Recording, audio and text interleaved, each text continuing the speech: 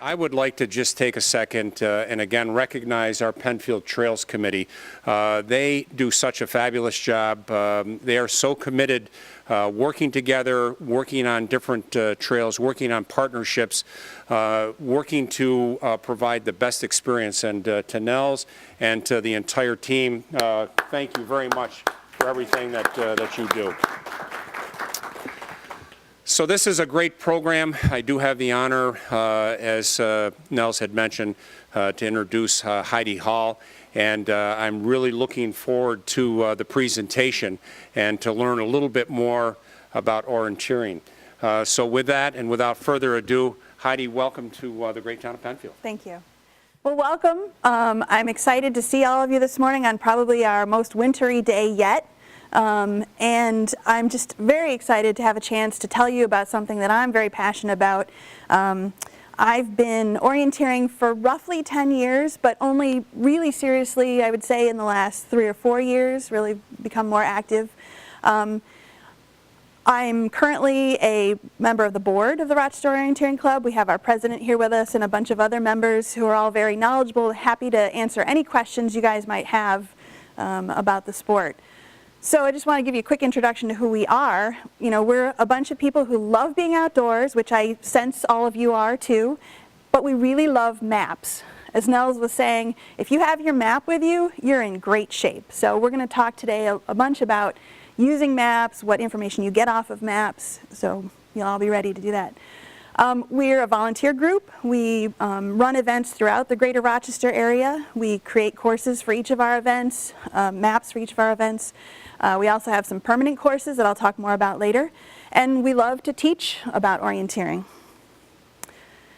So what is orienteering? I mean, that's the crux of why we're here, right? So it's a timed sport that requires navigation using a map and a compass on a preset course. Now, saying that it's timed, you don't have to rush. You can go whatever pace you want. You can be competitive. You can also be recreational. So when I say timed, that's a reference. It doesn't mean that you have to go any particular speed, okay? You're just trying to do it as quickly as you want to do it. Generally, our events are in a park, a wooded setting. Each of our events are called meets. At a classic meet, we'll typically have 5 or 6 different courses available that range in difficulty. And each, as I mentioned, each meet requires a very special map that we prepare for that event. So let's take a look at a course.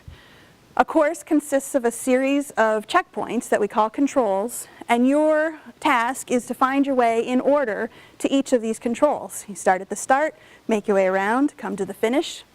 The thing is, on the map, you'll see we've drawn straight lines between each of the control points. But that's not the route you're generally going to take. And that's kind of the fun of it. The real mental exercise is deciding how you're going to get from control to control. And you have tons of options. And you're going to use your map to help you figure out which way you want to go. And you want to move quickly. You know, as we've said, it's timed. But you have to be careful not to fall in the trap of moving so quickly that you make mistakes. It's a very mental exercise in addition to physical. So you need to pay attention to details, not move so quickly that you go past where you meant to go or that you missed a detail on the map. So I think that's what appeals to me most, is that it's this great mix of physical and mental. And at each of the control spots, you're going to find a control flag. We brought a couple with us. So that's what you're looking for. And they're not hidden, but you have to work to come to the right spot where they are. Orienteering started out as a military exercise in Sweden in the late 19th century. It's very popular throughout Scandinavia. That's probably the hot spot of orienteering, but it's popular across the country, throughout the world. There are a few governing bodies, the International Orienteering Federation, and here in the US, that's the Orienteering USA, and they have a big website. There's lots of information about orienteering out on the internet. So I encourage you, if you're interested, go and search for it. Some of the information that we're presenting today you can find reference to online. I was looking at the Orienteering USA website last night. It lists clubs across the country. There are about 85 orienteering clubs across the US. We have 9 in New York. I don't know why, but we're very fortunate that New York seems to have this huge community of orienteering, so it's easy to find events to go to. Our club is very active, as I'll show you our schedule later, but it's very easy to find events across the country. You need a little bit of special equipment, and I know we said we're not digital, but as times have changed, we have moved to an electronic timekeeping system. We used to have, as you go to control, there was a punch, and you take a piece of paper and punch to prove that you made it to each control. We've now moved on to what we call e-punch, these electronic sticks, and as you reach a control, there's a box, and you insert the stick in the box, it beeps, records on your stick that you were at that control and what time you got there. When you get to the end, you have a record of your splits, and it's downloaded, you get a printout. So that's one piece of equipment. You can buy these, but we have plenty at the club, so we rent them, loan them, they're part of the entry fee. So you do not need to have your own, but you do need to use it for the event. The other key piece of equipment is a compass. As Nels was saying, map and compass, you know where you are. Typically we use a base plate compass. This is a thumb compass that I have. It's kind of nice because you always have it handy. When I'm holding my map, I have my compass right on my map. So in general, you're going to want to have a compass. They're very easy to find. Dick's Sporting Goods, any sporting goods store, you can find a pretty decent, not too expensive compass. We also have them available to borrow at our events. So if you don't have one, you can still come out and give it a try. It'll be fine. The beginner course, I think most of the time you could probably manage without a compass, but it's nice to have one with you. But probably the most important piece of equipment is your map. And building on that theme that if you have your map, you're never lost, you have a ton of information with you on this map. So I wanted to go through kind of the things that you get from the map. One of the first things is magnetic north. So that's going to help you, in conjunction with your compass, to know where you're headed. We've got scale.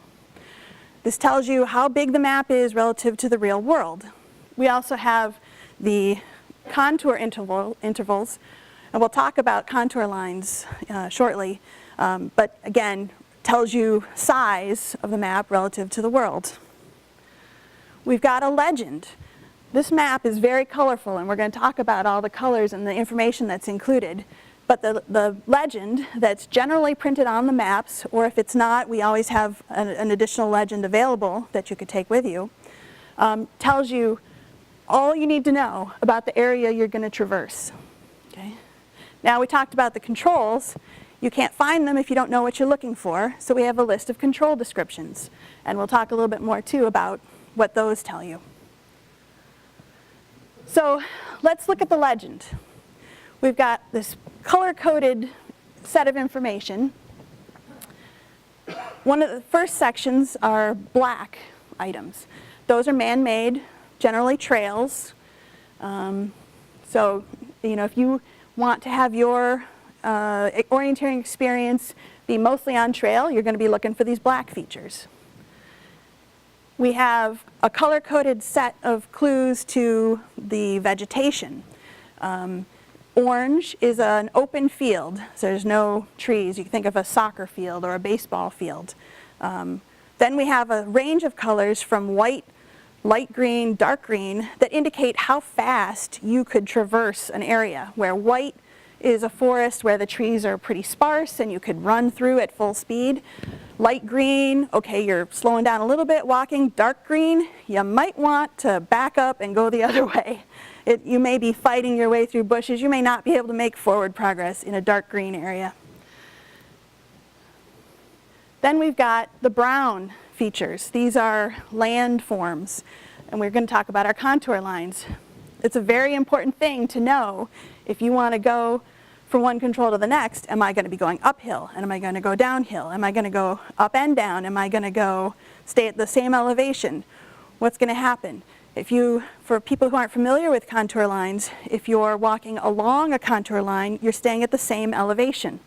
If you're walking across a contour line, so if we go across, well, here's a good example where we're going crossing lines, you'll be either going uphill or downhill. And we have hints on the map. There are these descent lines that point downhill. So this is a depression. This is downhill. You can see here's another, there's concentric depressions, so that you'd be going downhill as you head in and up as you come back out. Each contour line, as we saw on the first view of the map, represents a height change of 5 meters. Okay? The closer the contour lines are together, the steeper that area is, up or down. Further apart, it's more gentle sloping. Okay? And then we have blue, the water. And I know some people who love to go through a good bog, good swamp, but generally that's not going to be your fastest route. If there's solid lines around a blue area, it's impassable. So you've got your water features. And then we have the magenta items, which are the course, the things that are particular to that day, to that event. The mapper may add some extra information they thought you should know. If there's an out-of-bounds area, sometimes the parks border private property, so we'll mark where the edge is into private property, things like that. We talked about control descriptions. You got to know what you're looking for. On each map, there's going to be a list of control descriptions shown here on the left. They have a specific format. Each column has a meaning. The first column is the number as it's printed on the map, so that's the order. You'll notice the start is always marked by a triangle, and that was on our map, and the finish is a circle, also on the map. Since we usually have multiple courses set up in an area at the same time, you might come across a control that's not for your course. So if you want to be absolutely certain that you're at the right control, you're going to look at the second column, and that's hopefully going to match the number on the control box that you're at. That's how you verify that you are indeed at the correct control. So let's look at some examples. So control 3, the written description says path junction. And on the beginner courses, you're going to have this additional written instruction. So I don't want you guys to feel there's a lot of information here. You shouldn't feel overwhelmed that you need to remember a lot of stuff. As you said, on the map, you've got your legend with you, you've got your scale with you, as long as you know how to decode that, which is fairly straightforward with the legend, you have all that information right there with you the whole time. The controls, the descriptions, the written part, as I said, is on the beginner courses. More advanced courses, they take away, so you have to start learning what these mean. But it does happen. It happens naturally over time as you practice and do courses. But control 3 here was a trail junction. And you can see how that's shown on the map here. It's pretty obvious. And there's how it's described in the list. If we look at control 4, it's described as top of hill. So the circle, it's a symbol for top of hill. This says that this is for hill. This says it's at the top of the hill. And you can see as we looked at the contour lines before, you've got here an elevation that's a peak. Control 5, this is something we call a reentrant, which is kind of specific to orienteering. So what is a reentrant? Well, it's something like a gully, if you imagine that. And you can see the shapes here. Here's a contour line. We can see the descent lines, so we know it's downhill in here. So to the left of this elevation line, this contour line indicates all one elevation, but to the left of it is lower. So you can imagine that it would look like, if you were walking up in here, it would look like you were walking up into this gully. And those are called reentrants. It's a very common feature used in orienteering. Here's a saddle. So number 7 was a saddle. You can see you've got contours pointing, elevation going down to the left and right, and it's either flat or increasing up and down. Okay. So just a few examples of the type of control descriptions, what you would find. Now, as I mentioned, I think the really fun part about orienteering is the route choice. Maps are shown, and typically the distance will be given based on a straight line route between controls. But let's imagine you're standing at control number 2. Okay, I could decide to go on the trail, right? That's one choice. And for some people, that's a great choice. I tend to like trails. Well, you know, you have some great indicators of where you are, right? So if I'm going to take this trail, I walk a ways, I know I'm going to see some trails on my left, so then I know I'm here. I continue along the trail, I come to the junction. I should see the control when I get there. So it's great, build your confidence when you're on the trail. And most of our beginning courses, the very easiest, typically the controls are all on trails. As you start moving up in levels, they tend to move off the trails. And that's where you're going to start using your compass more and rely on more of the map features to help you find where you're headed. But clearly here, a good choice could be to go straight across, right? And if you look at your map, you say, okay, well, I've got mostly white, so I know that's supposed to be fast. I should be able to move pretty well. What do I have for contours? Well, I have, you know, a few peaks. I'm going to be crossing some contour lines here. So, but you know what? I'm probably going to cross some contours going the other way too, because I'm going to end up at the same elevation anyways. So, you know, that's the sort of thing where you're using your brain to look at the map and decide which way do I want to go? Which way is going to be faster for me? If you're in an area and it's been wet recently, you might decide staying on the trails is going to be a lot faster than going through the woods. But you might find that heading off into the trails, not only is it fun, but it could be faster. So it's a great exercise. You can see here, for instance, number 5, even if I stay on trails from 4, so if I'm at 4, how do I want to get to 5? Well, I could head to this trail, take it over, run up, but I'm still going to be looking off trail. How am I going to know that I'm here? Well, I can estimate my distance that I'm going to travel. I'll show you how to do that with a compass in just a couple minutes. So I could count paces. I can look for features. Now we talked, this is the reentrant control. So that should be a fairly obvious land feature that you're looking for. But you really have to keep your eyes open. You can't just bury your head in your map. You have to be looking up. But you're still remembering what you saw on the map to try to match it to the world around you. So, you know, and clearly, you know, here you've got some choice. You could go around, you could go across. It's really, I think, what makes orienteering so much fun. And then later comparing. Which way did you go? Oh, I went this way. Well, what did you find? Well, it was really muddy right here. You know, did you climb this hill here? Yeah, but it was, you know, I went around this way. So that's a really fun part afterwards too. All right, so we talked about sometimes you want to just head off trail and find your way to the next control. Well, how do you use your compass to do that? When you want to travel in a particular direction, you line up the edge of your compass to the direction you want to go. So here's control 3, here's control 4. I line up the edge of my compass. Now, you can see through the compass that there are the magnetic north lines on the map. And my compass is not quite aligned to the lines on the map. So first I'm going to rotate the bezel of my map so that my guidelines inside the bezel are lined up with the magnetic north on the map.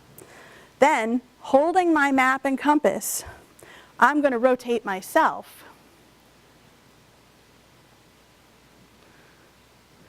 And when I do that, I now find that I do that until my compass arrow is aligned with the magnetic north on the map.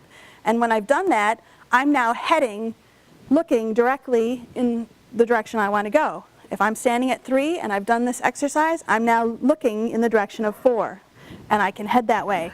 If it's a long distance, I might sight something a little ways off in that direction, get there, do the same exercise, line myself up again, okay? But if it's not too far, I might just head in that direction and try to go as straight as I can, dodging around a few trees here and there, trying to keep the same direction, and come to control 4. We talked about estimating distance. That one control, you might want to count, see how far you've gone, so that you know you're approximately there, or at least if you count, you'd know if you've maybe gone too far. So to do that, we've got a handy scale built in on the compass. There's a millimeter scale along the edge. So I line that up from control 3 to control 4 and measure the distance, and I'm estimating that's about 23 millimeters. I can then take that and compare it to the scale that's printed on the map up at the top edge. And here, now I look at my 23 millimeters, and I know this line here is 200 meters, so I'd estimate that's about 175 meters. Typically, a pace is, you'd have maybe 65 to 70 paces per 100 meters. That's something you can measure for yourself. It's going to be unique to each person. And it changes as you're walking or running, and changes if the terrain is rougher. But as a general guide, it helps you know that you've gone approximately the right distance. So you've got all this information built in with you when you have your compass and your map.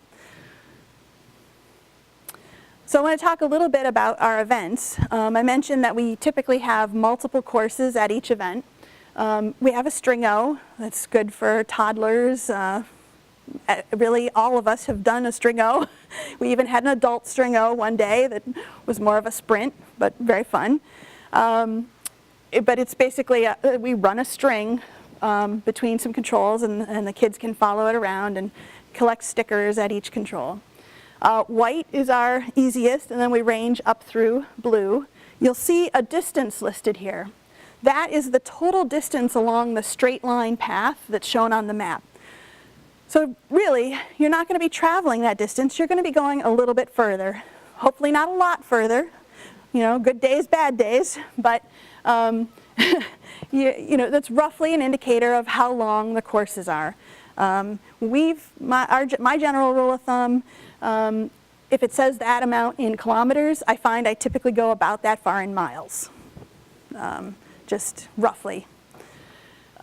We also have, you know, I've been talking mostly about our classic events, where you follow in a particular order around the controls. We also have scoros, where there'll be maybe 30 controls, 25 to 30 controls out on course. You have maybe an hour or an hour and a half, and you can go find as many as you want in that time. And if you're late, you lose points. So you want to be back a little bit early or right on time. But you can go in any order you want, and those are fun too, you know, as you're comparing later with people, which ones did you get, which order did you go, you know, a lot of this mental exercise with deciding, planning your route. How far can I go in the time, how many can I find, you know, can I get back on time? So we do also run events like that. We would love to have you come out and try an event. So if you want to come to an event, I want to give you an idea of what to expect. You can pre-register on our website or register at the event. If you pre-register, you don't pay ahead. You just indicate that you're planning to come, but there's no penalty if you don't come. It does help us plan a little ahead for how many maps to print. So we would love to have everyone pre-register. But if you don't, that's fine. Come and register at the event. When you get to the event, you'll find a registration form. It has a waiver as part of it. If you pre-registered, your waiver will be on another piece of paper that will direct you to. Minors need to have a parent or guardian sign. If a minor is coming without their parent or guardian, they can download the registration form ahead of time, have it signed, and bring it with them. So all our entry forms are available on our website as well. The entry fee, it's $10 for an entry for a non-member, $6 for members if you register the day of, $1 cheaper if you pre-registered. So our memberships are relatively inexpensive. We have a lot of information in the back of the room there and also on our website. I think you pay for your membership within a few events. So it's, you know, we'd love to have you join us. So after you've registered, paid your fee, you pick up your e-punch, and you're ready to head out. If you wanted to borrow a compass, just let us know. We'll loan you a compass. You get your map. Sometimes we hand the maps out when you register. Sometimes we have them at the start. So we'll let you know when you show up which is the case. So you're going to, when you're ready, punch the start control and head out. Hopefully you're not peeking at the map and planning ahead. Part of the skill is you punch start, then you look at your map and you head out. Okay. Return to the finish. Punch the finish, come inside, we have a download box. We'll print out a receipt for you that shows your times to each control. We generally have a screen that shows where you fell in with everyone else who's come in so far. We post our results on our website, usually the same day. So that's fun. When you look at the results online, another fun part is you can see everyone's splits. So you can actually, even if you had a bad leg, you can see how you did on your good legs compared to other people, which is a lot of fun. A lot of people like to wear GPS watches and will upload their GPS tracks as well. It's not necessary, it's just an extra fun thing that some people like to do. After the meet, we always have snacks. As I mentioned, it's a great social time to compare what you did with what other people did. Meet new friends. I've made a lot of great new friends orienteering. And of course, since we're a volunteer group, we're always happy to talk to you about volunteer opportunities. And as a volunteer at the events you work at, you get to compete for free. We also have some other kinds of orienteering. We do, in the winter, we have cross-country skios. This winter's been a little rough. I think we're scheduled for February 21st coming up. Hopefully that will work out. We're doing a canoe-o this year. We do those about every other year. It's going to be at Braddock's Bay. Night-o. Boy, the parks look a lot different at night. But that is so much fun too. Our controls, we'll generally stick an extra reflector on the controls, so you got to have a good headlamp, and usually I'm two sources, so I've got a headlamp and a handheld flashlight. Sweep across and you can see the reflector, but that's an awful lot of fun. And we've done those as themes. Vampire O, where some people might be able to come and steal your scorecard from you and you become the vampire and try to find some other people. Scrooge-o, same sort of idea. So we have a lot of fun, having some theme events as well. We also, a big part of what we do is we have permanent courses. What we've been talking about so far are courses that are set up for that particular day and they're taken down at the end of the day. But we have permanent courses at a few parks around the area, and we have maps here with us today if anyone's interested.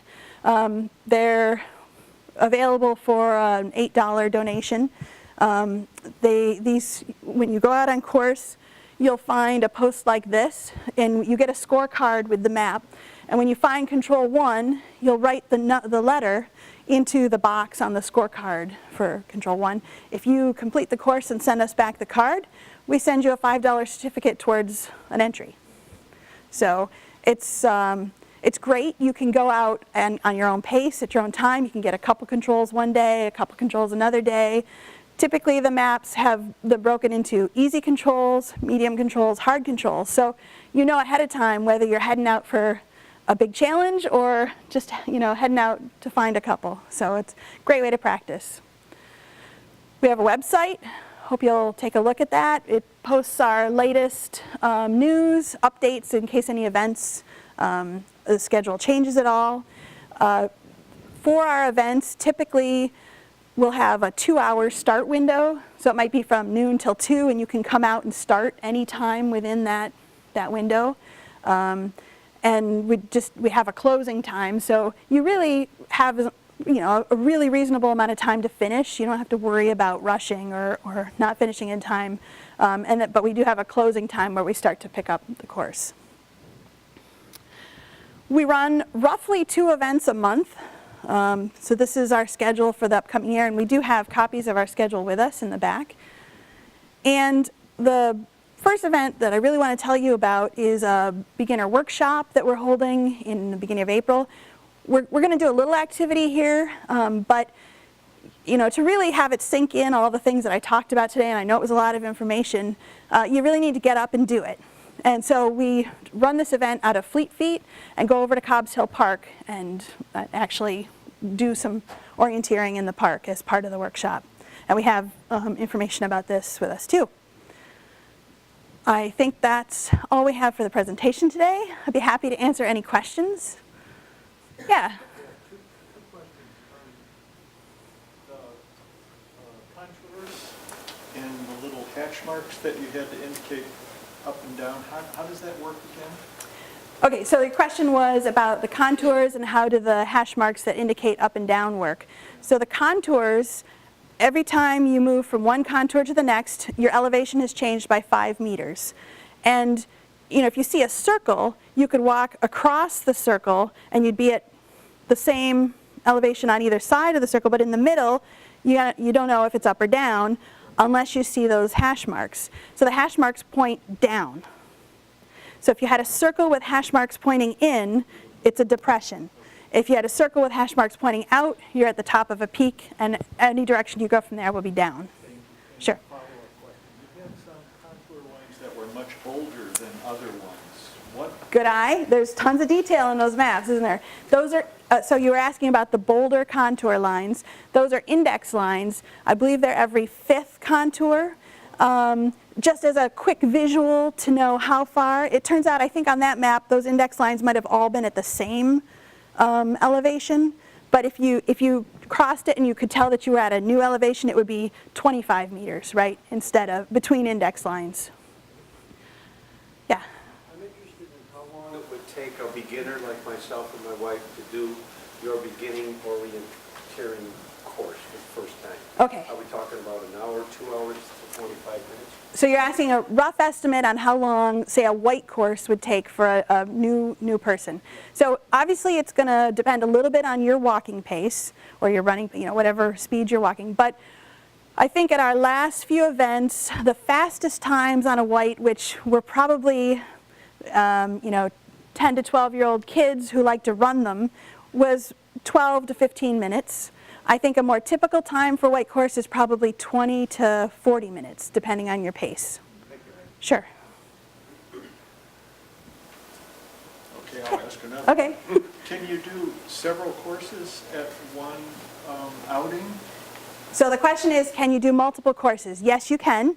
I think what we do is, so on the pricing, another detail is the white course is always $5, regardless of whether you're a member or not. If you want to do a second course the same day, I think it's $2 more to do a second course. So you're only limited by the time, how much time you want to spend and a couple dollars. And the entry fee is, it could be for an individual if you're going by yourself, or if you're going as a group, which is fine. It's one entry fee for the group. You get one map for the entry fee. If you wanted extra maps for the group, say you had a couple of kids with you who each wanted to study the map, I think we charge an extra $1 for an extra map to take with you. Yeah? What does it take to establish a permanent course? Involvement from yourselves, the town board, if we had a park that's suitable. I'm a scoutmaster, I've got Well, scouts. first of all, you need to have a map, so that's the Right, big so- thing, to make the map. Once you've got the map, then you need to have permission from the, you probably get that before you made a map, from Right, but who's whoever owns generating it. these maps? Your Orienteering Club? The Orienteering Club does, yeah. And usually it's volunteer for our local area. The, time for that, really. But once you have permission to establish a permanent course, that means permission basically to put the markers in the ground and leave them there. And that's it. And then we print up the maps and sell them. You do have some already existing maps. We have maps for Roanoke Bay West and Oh, I'm Abraham Lincoln, I Yeah. guess. quite familiar. Those maps with already it. exist. Yep, yep, yep. It's an orienteering map, so put in a course there wouldn't be, a huge thing, just getting permission. And Right. Okay, so, I'm sorry, Ginny?